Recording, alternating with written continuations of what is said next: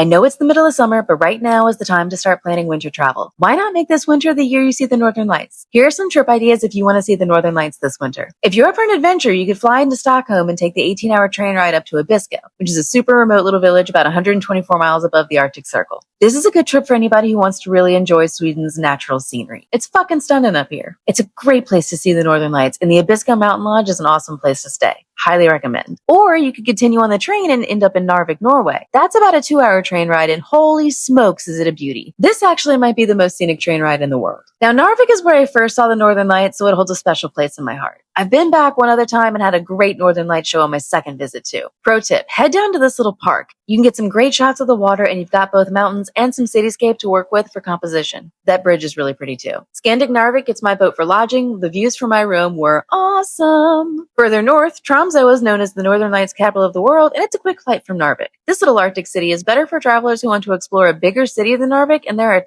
ton of things to do in Tromsø in the winter. For the lights, head over to this lake. It freezes over in the winter, so you can walk on it, and it's the perfect spot to lay down and watch the lights from. Of course, Iceland's a very popular Northern Lights location too. It's definitely the easiest to get to. Reykjavik is the northernmost capital in the world, and it's already in the Aurora zone, so the plane basically spits you out in the Northern Lights range. But if you head to Oslo, Stockholm, or Helsinki, you've still got to travel about 150 miles just to get into the Aurora range. The catch with Iceland is that you're going to encounter some weather. You need clear skies to see the Northern Lights, and unfortunately, Iceland loves clouds like Taylor Swift loves Easter eggs. Don't get me wrong, I've seen some incredible Northern Lights from Iceland, but I have also experienced some of the rudest cloud cover in my entire life. Iceland's weather is an attraction of itself, but no matter where you go, the Northern Lights are never guaranteed. Mother Nature makes the rules here. But if you spend about a week in any of these locations, the odds are pretty high that you're going to see the Northern Lights at least once. The longer you stay, the higher the chances. Let me know where you're traveling to this winter, follow along for more Arctic adventures, and stay awesome, y'all.